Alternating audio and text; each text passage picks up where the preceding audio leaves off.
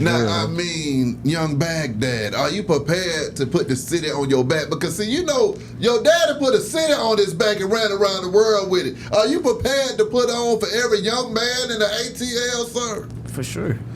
I'm trying to do it worldwide. Exactly. There you go, son. So now, when we're talking about going worldwide with it, man, what is your work ethic? When you going into this studio and creating this music, how much are you creating? And then also being an engineer at the same time, how has that helped the craft?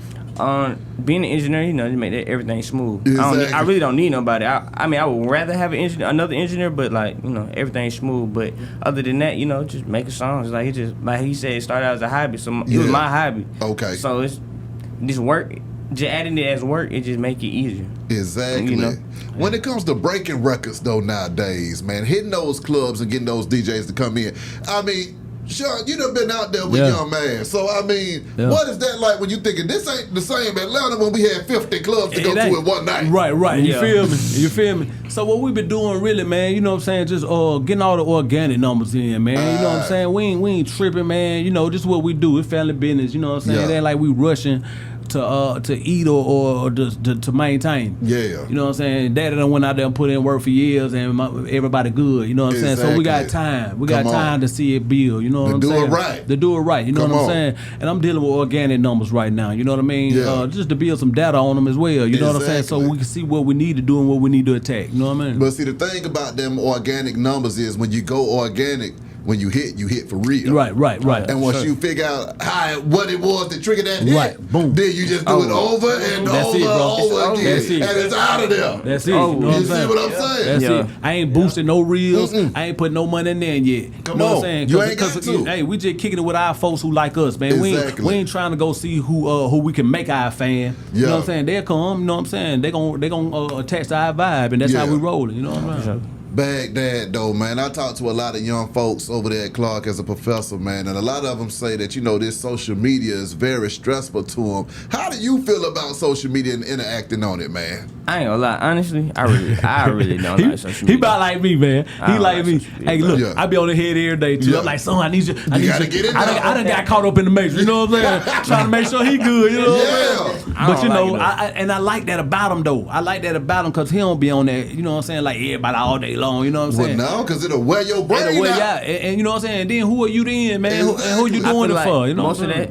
is a facade. So it's like, nah, I'm living in real life. Like, Exactly. I like that. Now you got to, and then also too, what you hit them with is that scheduler. Yeah. You see what I'm saying? So you ain't got to be in there, but you is in there the whole time. Right. Because that's where everybody at. Now, when it comes to, you know, the movements, though, the whole Addict crew, man, when are we going to get any reunions going on man, around here, it's about that time, man. Yeah. Really, man, you know, back in the city, back in the day, man, we used to be able to get together and make things happen like that. Yeah. I don't know what happened, man. Everybody, you know, trying to catch their wave or trying to catch up or, you know, man, do whatever they need to do for themselves. But, you know, what made Atlanta was when we was all together, man, and we were moving together, and we set the standard, we set the bar out here. You know what I'm saying? Exactly. So, hey, I'm shouting out the Goody Mob, I'm shouting out the Outkast, the Young Blood, Addict crew. Let's get it together, man, and make this city back what it used to be, man. Exactly. You know now, when we talk about what it used to be, though, man, I just need you to break down for the common man and the viewer that ain't been in Atlanta, that don't understand what this city was about at that time. Yeah. What was the vibe and the atmosphere like for you when Damn is going crazy and y'all the biggest shit out? Man, you know what's so crazy, man? We had all our people, man. We was out there moving around. Everybody could touch us every day. You know what I'm saying? We were moving out there 30, 40 deep sometimes. You know what I'm saying? The whole Addict crew.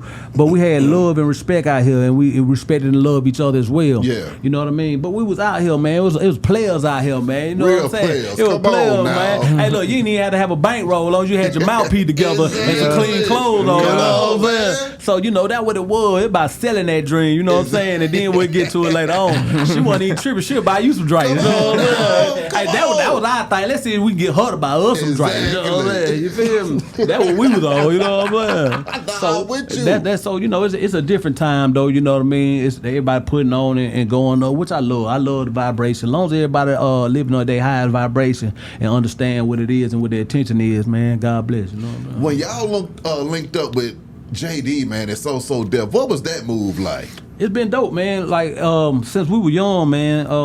we had features on with JD, you know what I'm saying, on some of his projects, man. So, you know, we was always in the circle, man. But for JD to step in when he did at the end, that's when the face was kind of, you know, changing. You know what I mean? LA was going to Air Sub, New York. Yeah.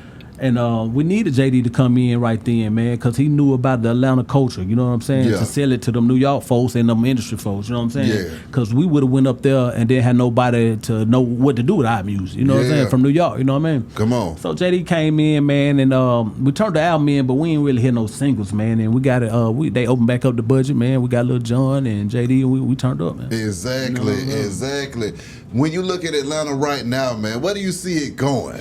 I'm confused. I don't know, man. You know what I'm saying? It ain't one thing that I can put my finger on. It used to be the music scene, you know what I'm saying? But, man, we're expanding every day and traffic building every day, man. I don't even know if I can get to Atlanta no more, man. Atlanta an hour away from Atlanta these days. Come on now. You know what? I think what's about to happen, I think you're going to have young men such as Baghdad 10k doing his thing, you know, creating his own lane for the young folks. For sure. And I think you're going to look up and it's going to be 05 and 2025 by the end. Come on, man. And folks is going to be like, what the hell is going on around here? So that's the other part, too.